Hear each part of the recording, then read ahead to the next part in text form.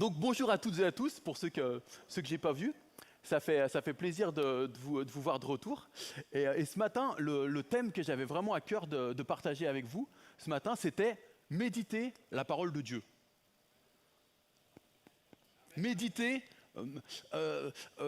ruminer, marmonner la parole de Dieu, vraiment la faire nôtre. Et j'avais un petit témoignage pour vous qui m'a encouragé au début de cet été, que j'avais envie de vous partager.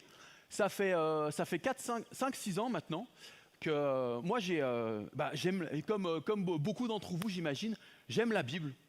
La Bible, c'est ce livre, il a transformé ma vie. Et quand je l'ai découvert pour de vrai à l'âge de 22 ans, eh ben, j'ai été un petit peu retourné comme une crêpe.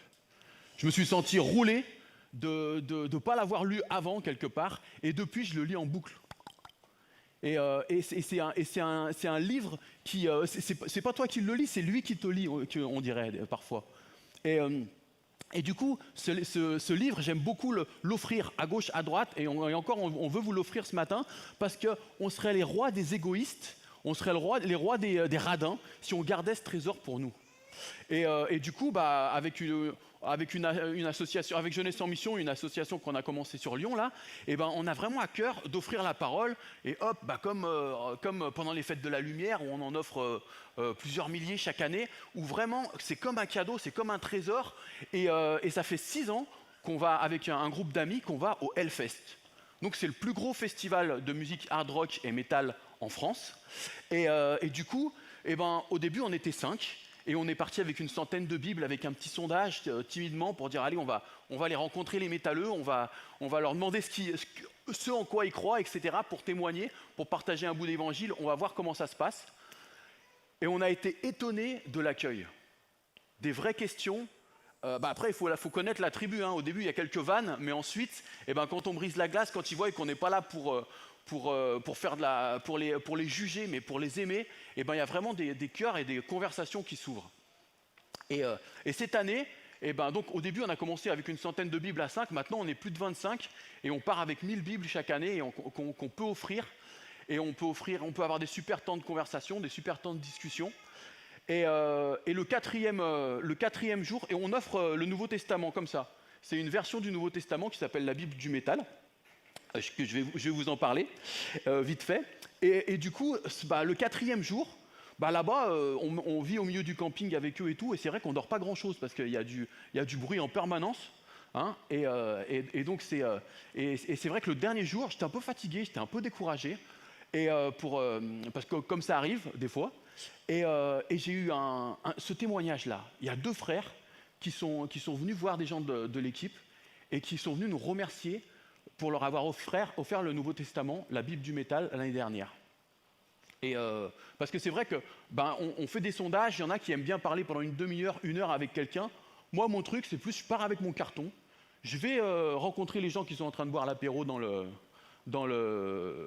camping, et je leur dis, voilà, est-ce qu'on vous a offert déjà la Bible du métal?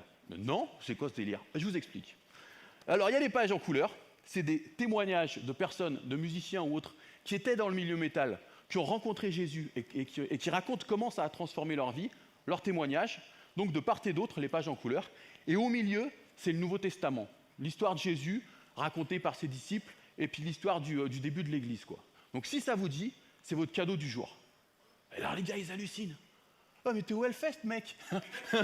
T'es au Festival de l'Enfer, qu'est-ce que tu fais là ?» Moi, j'ai tellement traîné dans ces milieux métalleux quand j'étais gamin que je me suis toujours dit que je viendrais offrir ce cadeau qui a transformé ma vie, quoi.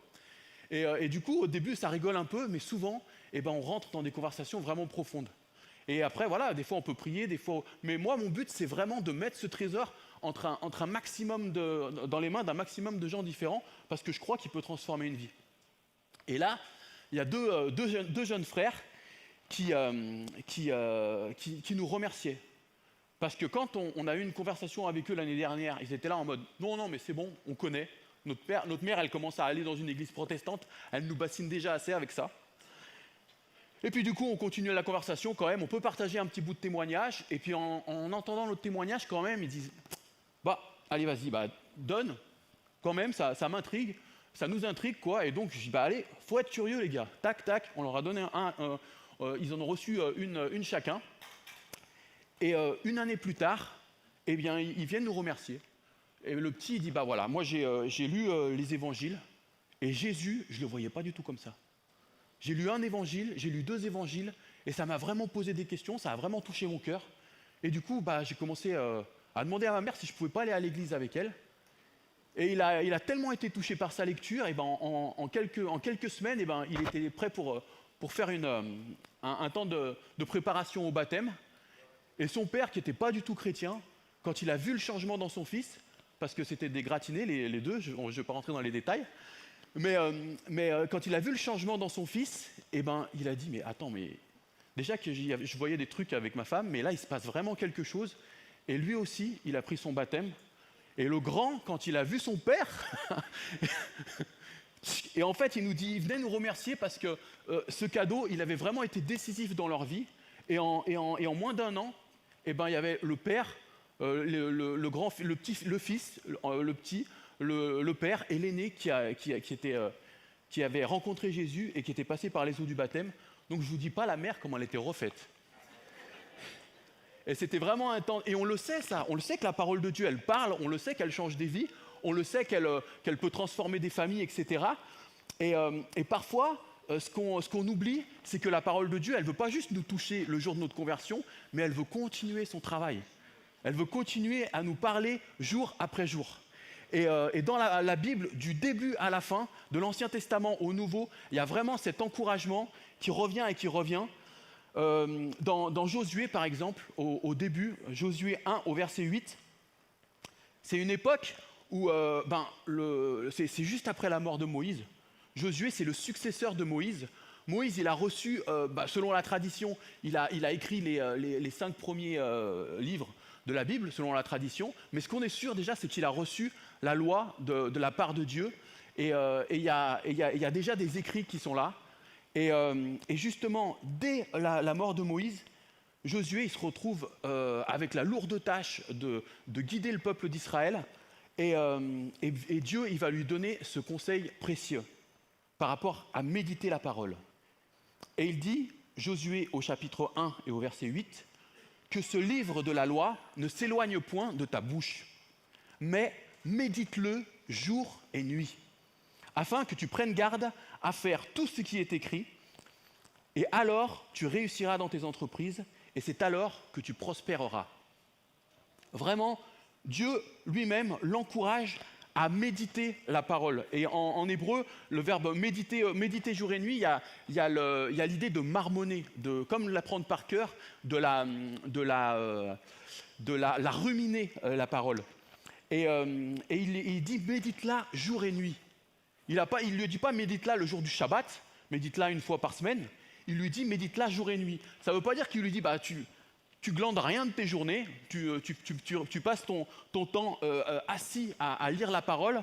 Non, ils avaient 1001 occupations, comme l'apôtre Paul, quand il nous dit prier sans cesse. Ils faisaient 1001 choses, mais c'était au niveau de l'intérieur. Et Dieu, justement, il nous invite, quand il est dit méditer jour et nuit, il faut que ce soit quelque chose de quotidien quelque part. Ce n'est pas juste un message qu'on va choper comme ça le dimanche matin ou un dimanche par mois. Vraiment, Dieu, il nous invite à écouter sa parole. Sa parole, c'est un cadeau du ciel. C'est comme une lettre d'amour que Dieu il a envoyée à l'humanité. Et c'est comme si ta chérie, elle t'envoie un texto, et tu dis « Ah, elle m'envoie un texto », et que tu ne le lisais pas. C'est dommage, on passerait à côté d'une info. Et ça peut engendrer des problèmes parfois. Et du coup, dès la mort de Moïse, tu as ce précieux conseil de la part de Dieu. Et au psaume 1er aussi, dont on parlait il n'y a pas longtemps, il est dit, il y a encore cette idée de méditer jour et nuit qui revient, il est dit, heureux l'homme, il donne des conseils pour être heureux, dès le psaume 1er. Heureux l'homme qui ne marche pas selon le conseil des méchants, qui ne s'arrête pas sur la voie des pécheurs, qui ne s'assied pas en compagnie des moqueurs, mais qui trouve son plaisir dans quoi? Encore une fois, dans la loi de l'Éternel, et qui la médite jour et nuit. Il est comme un arbre planté près d'un courant d'eau qui donne son fruit en sa saison, etc. Donc encore une fois, cette même idée, que ce même conseil, ce même ordre que Dieu a donné à Josué, éloigne-toi du mal. L'homme sage, l'homme qui veut être heureux, il faut qu'il s'éloigne du mal et qu'il médite la parole de Dieu jour et nuit. Et alors, il précise, il prospérera dans ses entreprises. Et dans le psaume premier, il est dit, il sera comme un arbre planté près d'un courant d'eau qui connaîtra pas dont le feuillage ne flétrira point, qui ne connaîtra pas la sécheresse. Donc ça, c'est dans le psaume premier. Et encore, même dans le Nouveau Testament, on voit dès le début de l'évangile de Jean que Jésus, il est présenté comme la parole faite chair, la parole incarnée. Et Jésus lui-même, il connaissait la parole. Quand il est tenté, avant même que son ministère officiel il commence, il est tenté par l'ennemi, par Satan, dans le désert. Et là, il va lui répondre à grands coups de versets bibliques. Avec l'épée de l'esprit, avec la parole. Et l'ennemi, il va pas s'en remettre. Il va s'enfuir. Et du coup, il y a vraiment, on voit que Jésus aussi, il connaissait la parole. Il cite pendant son ministère des portions entières du Deutéronome, de Jérémie spécialement. Et encore, Paul à Timothée, pareil, il l'encourage, mais sois bercé dans les Écritures. Avec Tite aussi, il leur dit toute parole est bonne pour encourager, pour exhorter, pour reprendre, etc. Juste pour vous, quelques exemples pour vous dire que cette idée de méditer la parole, elle est présente du début à la fin de la Bible, justement. Et ce matin, je voulais nous encourager à retrouver une dynamique de lecture et de méditation de la parole de Dieu. Je crois que Dieu, il veut vraiment nous encourager tout spécialement à ça ce matin, parce que notre génération, plus que jamais, on a besoin de méditer de fou, et en même temps, on galère pour méditer de fou. Et pourquoi? Une des explications, c'est ça. C'est ça. Les jeunes, maintenant, ils se demandent comment on faisait, nous, pauvres dinosaures, pour vivre sans Internet. Et on a vu Internet débarquer et ça a tout changé aux habitudes. Et ça a changé plein de choses en super bien. Et en même temps, il y a des côtés négatifs qu'il faut apprendre à gérer. Sinon, on peut vite être dépassé. Mais c'est vrai que moi, toute la première partie de ma vie, c'était sans Internet. Voilà, dans mon adolescence, ma jeunesse, il n'y avait pas tout ça. Je suis bien content de ne pas avoir eu les réseaux sociaux, parce qu'au moins, il n'y a plus de preuves, tu vois. Mais il n'y a pas de photos cheloues qui restent, on ne sait où. Mais l'Internet, c'est tellement un super outil de communication. Moi, je me demande, avec tout ce qu'on fait avec Jeunesse en Mission, on est toujours à communiquer avec des mails et tout. Je me disais, mais comment ils faisaient au temps des timbres et du téléphone, quoi.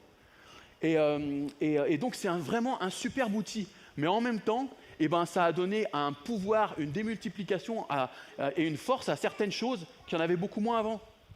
Il y a certaines addictions, que ce soit par exemple par rapport à la pornographie, par rapport à des jeux, les jeux d'argent. Il y a des trucs, du fait que ça se passe en un clic, ça a encore une force de frappe encore plus intense sur les gens. Et là, ce n'est pas juste les chrétiens qui coincés, qui tirent la sonnette d'alarme, mais c'est aussi les sociologues, des psychologues, des gens qui tirent la sonnette d'alarme et qui sensibilisent par rapport à ces problématiques. Et en même temps, on a appris avec le confinement à travailler en distanciel, c'est ça? Donc tout le monde, grâce à Internet, il commence à travailler chez eux, puis ça a commencé bien avant le confinement, mais il y a cette tentation de jamais s'arrêter. On est toujours joignable, on peut toujours envoyer un petit mail, tac, on a nos mails sur le téléphone, on est toujours, et même quand on est en mode pause, les écrans, souvent, que ce soit il y a une telle offre avec une telle qualité de divertissement, que ce soit les films, les séries, la musique, tout ce que vous voulez, que même quand ils sont en pause, les gens, ils sont encore connectés. Et ça fait que notre génération, leur cerveau ne se repose jamais. On ne se repose jamais, tout le monde est connecté tout le temps, même tu vois les gens pour leur pause clope, ils sont encore en train de regarder des TikTok et autres petites vidéos courtes. Mais le fait de se poser au calme, en écoutant le chant des oiseaux, c'est super ressourçant. et c'est une habitude qui se perd. Le fait de simplement de marcher, et c'est pour ça qu'on parle de plus en plus, on parle beaucoup de méditation. Et je voulais prendre juste un moment aussi pour faire la différence entre la méditation, quand on parle de méditation orientale, et quand on parle de méditation du texte de la Bible, quoi, la méditation de la parole. Donc, je lisais un article où il y avait un journaliste qui expliquait un peu, qui donnait une image pour expliquer ce que c'est que la méditation orientale, des religions orientales, pour des gens qui n'y connaissent rien, comme moi. Et du coup, il parlait il donnait l'image d'une montagne. Il disait la méditation, c'est comme une montagne où il y aurait toutes sortes de nuages et tellement de nuages tout autour qu'on ne pourrait même pas distinguer la montagne, quoi, le sol de la montagne. Là, dans la méditation, le méditant, celui qui médite, eh ben, il va, avec des exercices de concentration et de respiration, de contrôle de sa respiration, il va chasser les nuages qui représentent les pensées, que ce soit des mauvaises pensées, des soucis ou des pensées toxiques, ou bien juste des pensées qui n'ont rien à faire là, mais il va chasser les pensées, pensée par pensée, comme ça, et jusqu'à ce que la montagne, qui symbolise l'esprit du méditant, lui apparaisse clairement. Et donc, voilà, les pensées, elles vont revenir, donc il va répéter l'exercice autant de fois, mais comme ça, eh ben, il va trouver la sérénité et pourquoi pas des réponses en retrouvant son esprit pur et en chassant ses pensées au travers de ces exercices de respiration. Et du coup, c'est une grande différence avec la méditation de la parole, parce que quand on médite, bah déjà, le centre de notre façon de méditer et de penser, bah c'est Dieu et c'est sa parole. On ne médite pas pour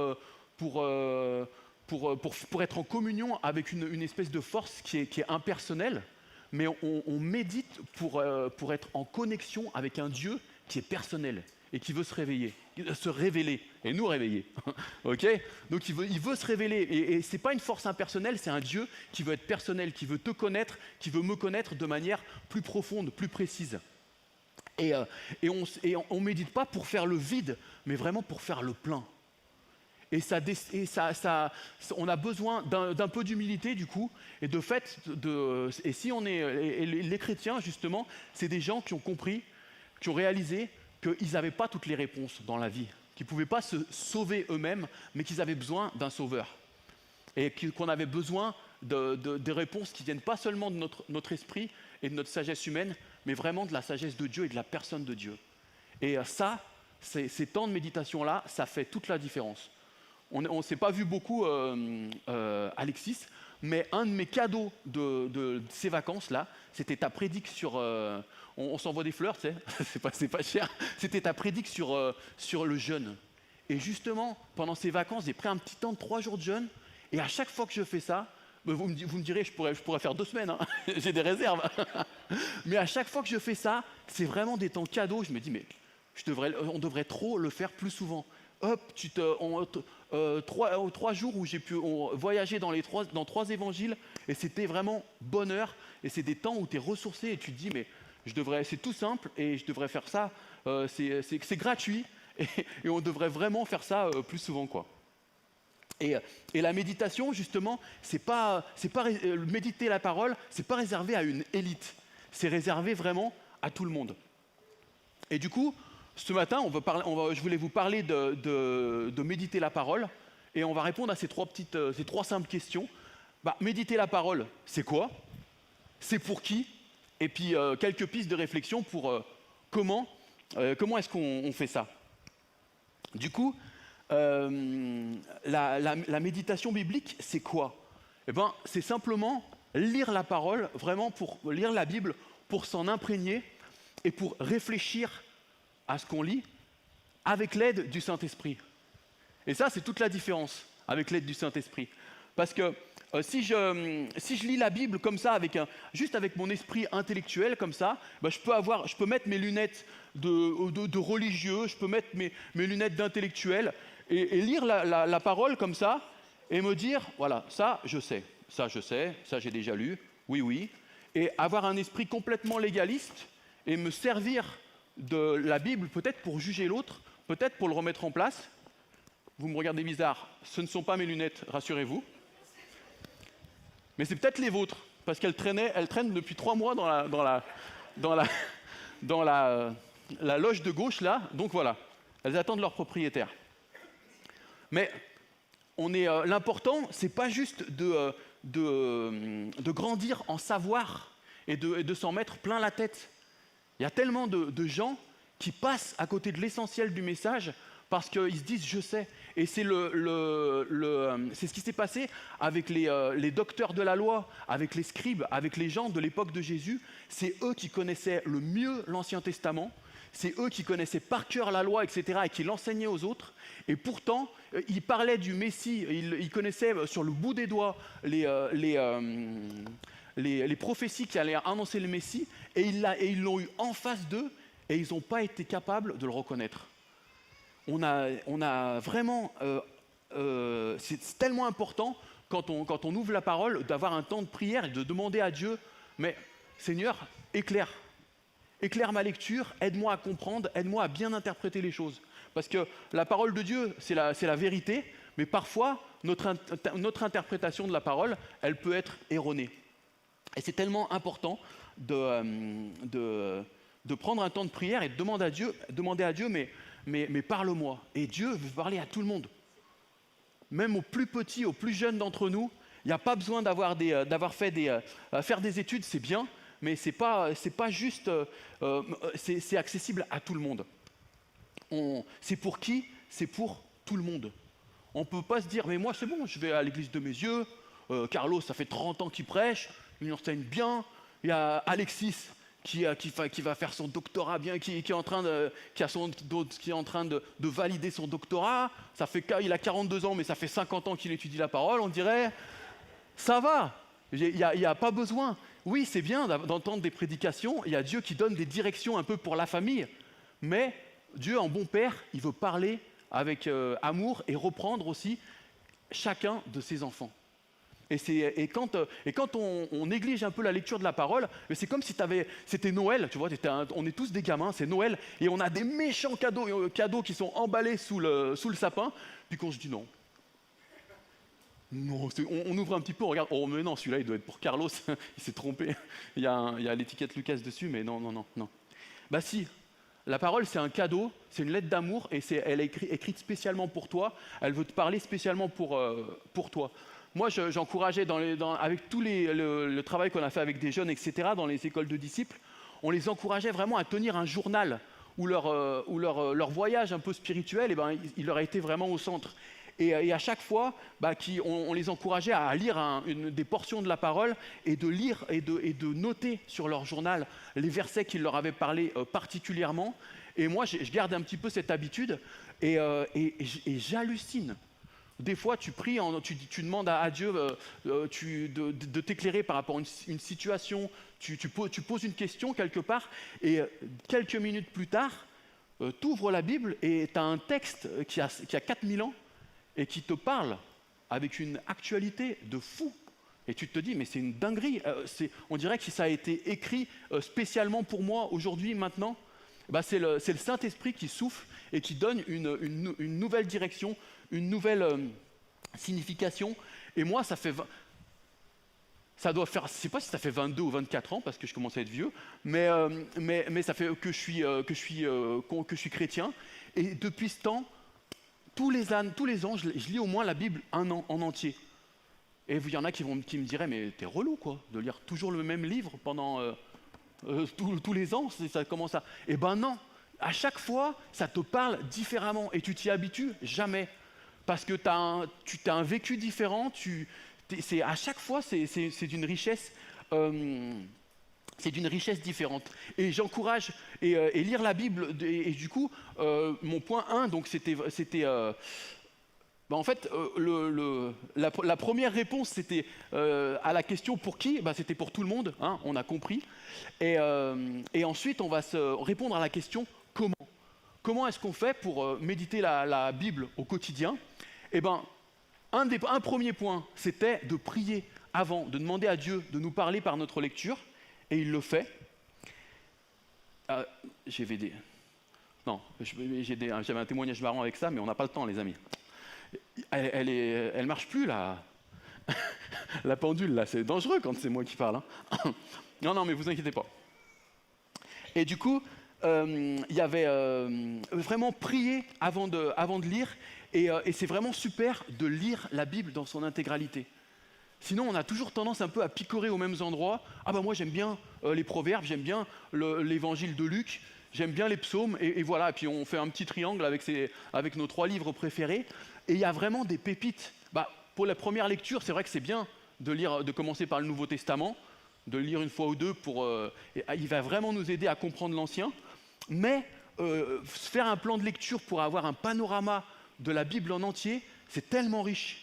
Il y a Dieu qui se révèle petit à petit, il y a plein de choses et c'est un miracle de savoir que ce livre, il a été écrit sur 1500 ans, sur 3 ou 4 continents différents, 50 auteurs différents sur 1500 ans, et tous disent la même chose.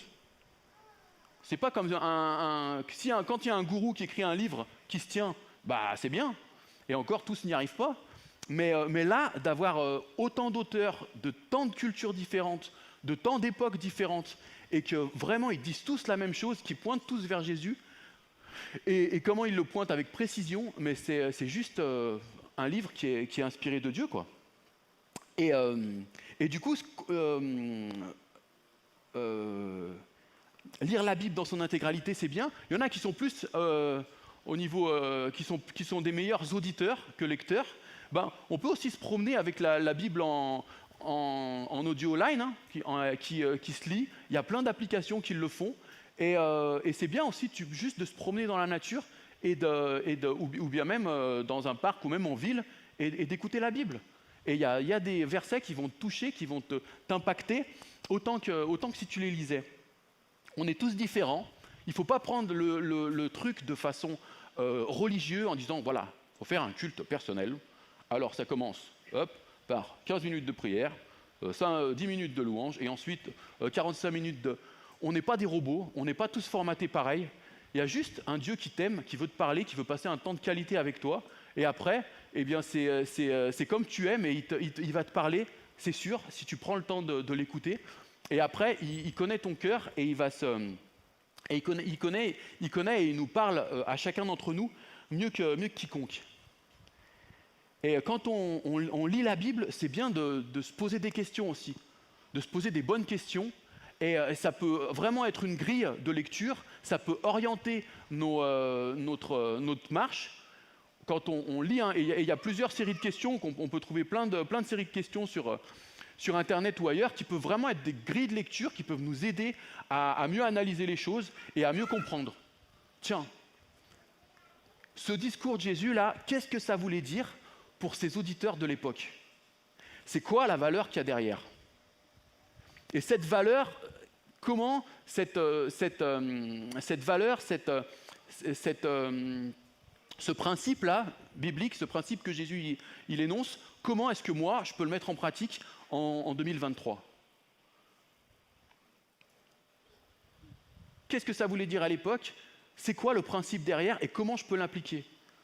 Dans notre lecture, on peut se dire aussi, qu'est-ce que j'apprends sur le caractère de Dieu?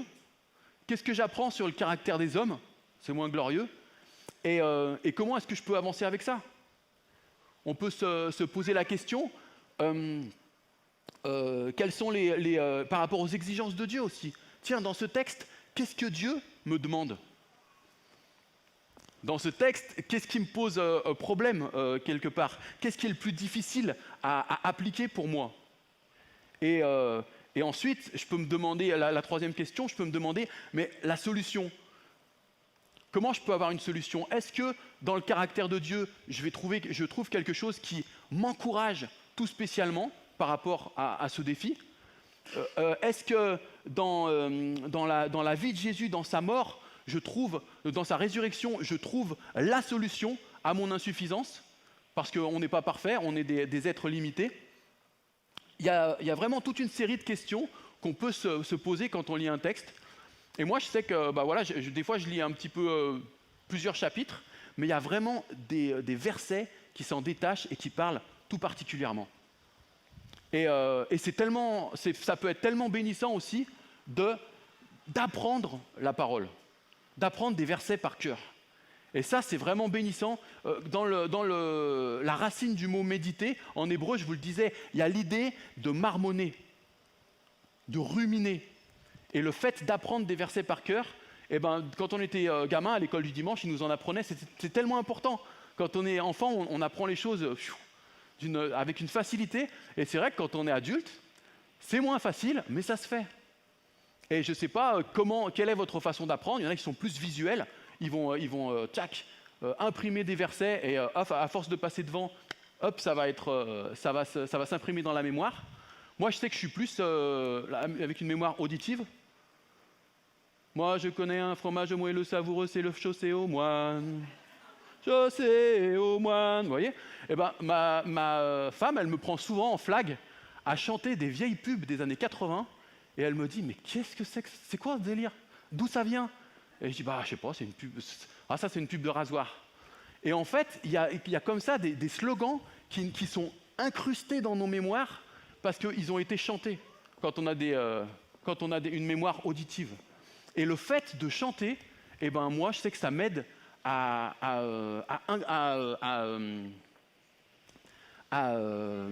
mémoriser. Vous voyez, là, avec la mémoire, il y a du boulot à faire. Il faut manger du poisson, du phosphore, mec. Ouais. Et ça m'aide à mémoriser de fou. Enfin, vraiment, je voulais vous donner un exemple pour nous réveiller un peu, parce qu'il fait chaud. Vous pouvez peut-être claquer des doigts avec moi. Non, là, on va trop vite. Mais il y a un bout du verset, il y a une quinzaine de versets du psaume 119 que j'ai mémorisé comme ça, que je ne serais jamais arrivé à y mémoriser autrement. J'ai changé juste quelques mots. Et ça fait « Puissent mes actions être bien réglées, alors je garderai tes décrets et plus jamais je ne rougirai. Je te louerai dans la droiture de mon cœur en apprenant tes lois par cœur et ta justice la meilleure. Je suis désireux de pratiquer tes ordonnances, vivre ta justice, ta miséricorde en France, vivre ton salut selon tes promesses. Je les veux des jours de ma jeunesse à ma blanche vieillesse. Dieu, tu es la corde qui nous sort de la misère, ta miséricorde nous sort de la galère et je pourrais répondre à celui qui m'outrage. Je me confie en sa parole et en mon Dieu d'âge en âge.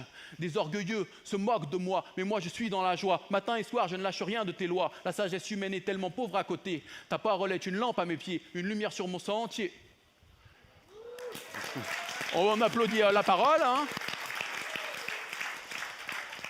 Mais c'est tout bête. Et puis vous, si vous êtes plus musette ou pop, ça marche aussi. Ou reggae, ça marche aussi. Mais le truc, c'est que juste en mettant un petit peu de rythme, moi, je sais que je retiens plus facilement, et vous avez d'autres moyens mémotechniques. Mais le fait d'apprendre la parole, de la graver dans son cœur, et ce psaume, tous les psaumes, c'était de la musique à l'origine. C'était des sons qui devaient sonner d'ailleurs. Et justement, les gens, ils apprenaient la parole en la chantant, et c'était tellement facile. Et du coup, là, j'ai changé juste j'ai rajouté peut-être 3 phrases pour faire rimer le truc, mais l'essentiel du message, il est là. Et du coup, il est là aussi. Et du coup, j'ai pas besoin c'est tellement important d'apprendre des versets bibliques. Parce que notre parole, elle vaut ce qu'elle vaut. Hein, on peut être sage et moins sage dans nos conseils, mais la parole de Dieu, c'est cadeau, les amis. Et le fait de s'abreuver, de lire la parole, on mémorise plein de choses, plein de versets, et le Saint-Esprit, il nous rappelle les bonnes choses au bon moment. Et aussi bien quand on témoigne à quelqu'un, quand on a des conversations avec quelqu'un, tiens, ce que tu dis, c'est une valeur biblique. La Bible, elle dit ça, ça et ça. Ah ouais, ça aussi, c'est marqué dans la Bible. Quand on parle, quand on partage à quelqu'un, quand on encourage quelqu'un, quand on prie pour quelqu'un et qu'il y a les bons versets qui viennent, un mot de Dieu, ça vaut 100 mots humains et même plus. Un mot de Dieu, ça peut changer une vie, ça peut transformer une vie. Et il y en a d'autres qui vont aimer les méditations toutes faites aussi. Et dans les méditations toutes faites, il y a des très bonnes choses. Et après, il n'y a pas que la bonne semence dans la vie, les amis. Il y a des Donald Carson, des Tim Keller et d'autres auteurs. Chaque année, franchement, c'est un investissement que vous ne regretterez pas de prendre un temps à la Maison de la Bible ou ailleurs, ou à la CLC, pour aller dans ce genre de magasin, et voilà, qu'il faut faire vivre d'ailleurs. Et voilà, de prendre le temps pour ces genres d'achats, on ne les regrette jamais. Et vraiment, c'est une nourriture. Moi, mon père, ma mère, ils avaient des livres de méditation comme ça qu'ils lisaient en boucle et à chaque fois ils s'en lassaient pas, quoi. Voilà, je vais conclure tranquillement. Et les amis, imaginez que ce livre, ce soit la Bible. Ça fait fin, hein, mais imaginez que ce soit la Bible. Et bien, il y a des gens, ils se disent, la Bible, en fait, la Bible, c'est un vieux livre. Et qu'est-ce qu'il y a à en garder? Rien du tout. Rien du tout. Rien du tout. C'est des vieilles lois démodées, et voilà, on est en 2023, il faut vivre avec son temps.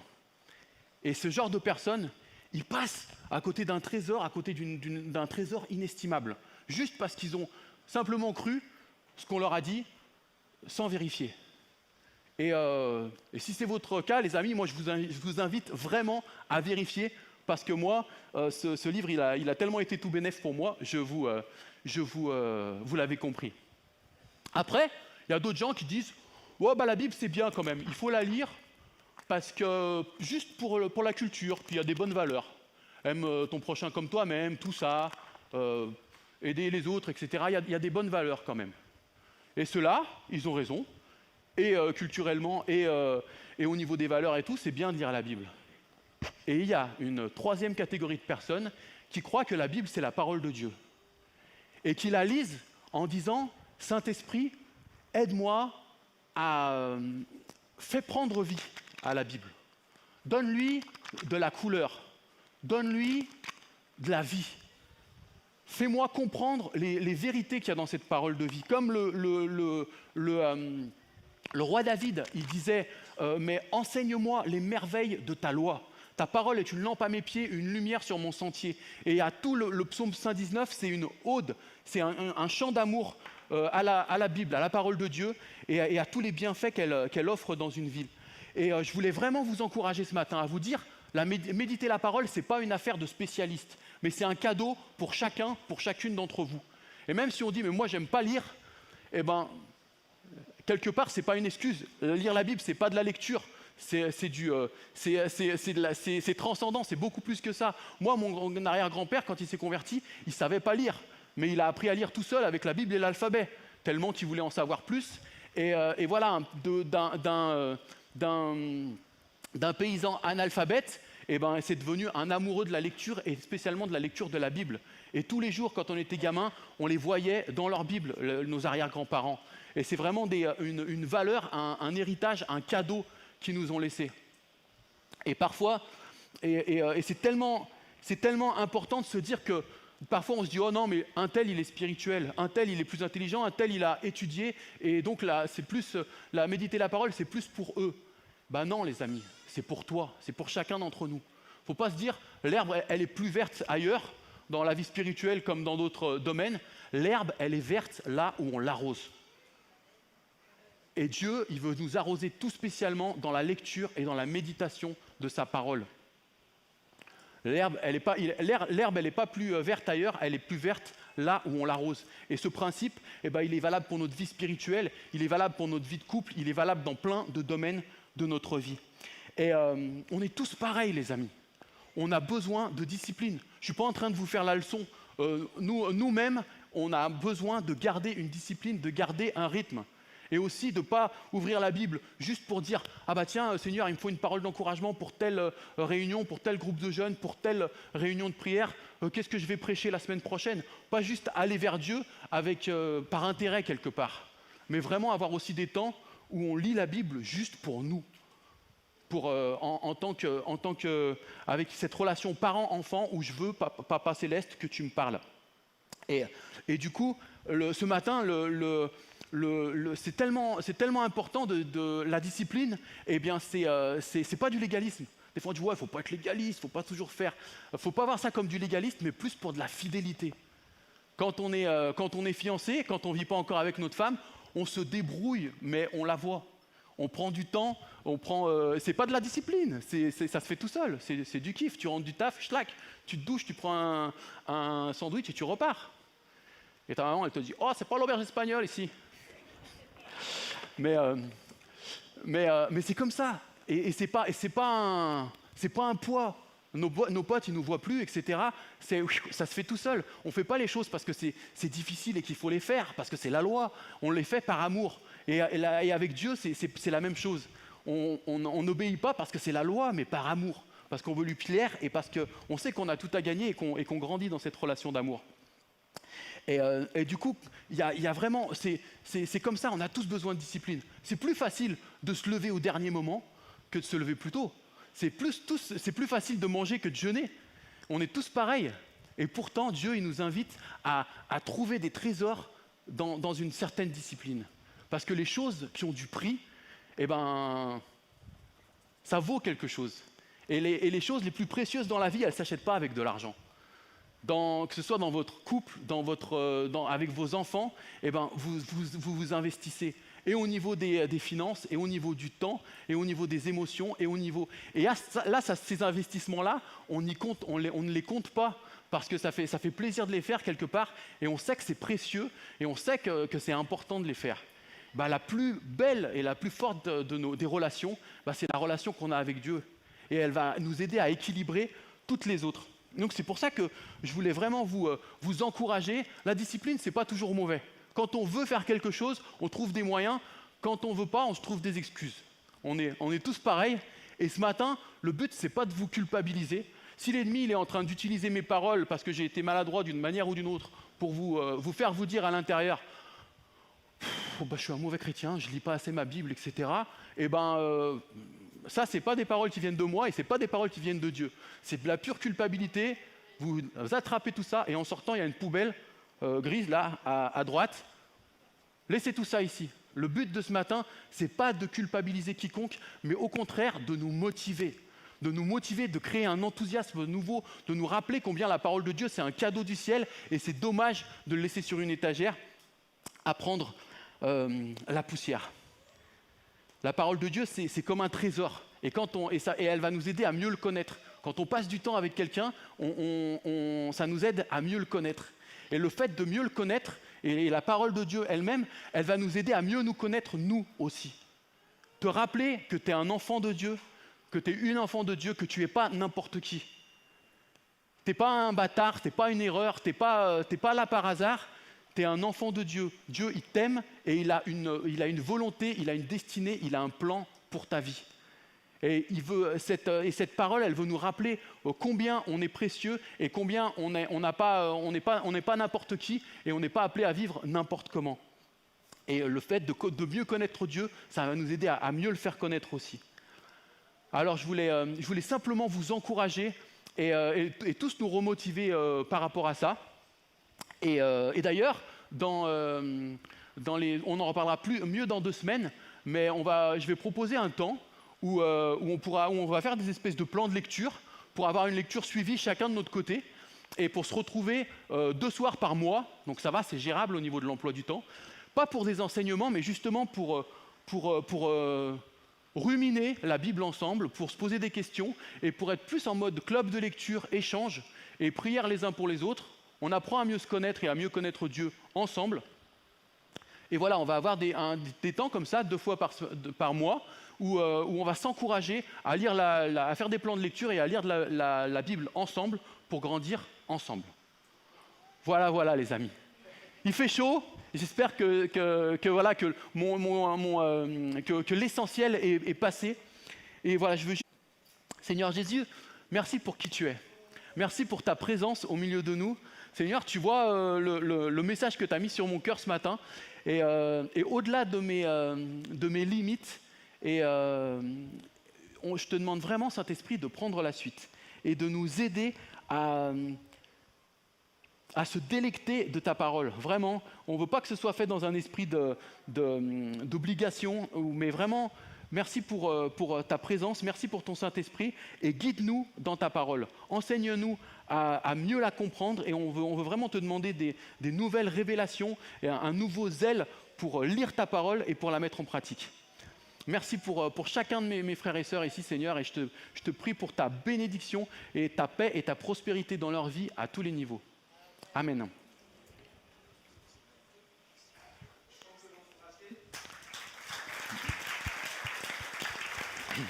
Wow. Je laisse quelques Bibles du métal si ça peut encourager quelqu'un ou plaire à quelqu'un de la famille. Hop, je les laisse par ici. Hop. Super. Merci beaucoup, Luc. Vraiment que Dieu te bénisse Je t'en prie. d'avoir été à l'écoute.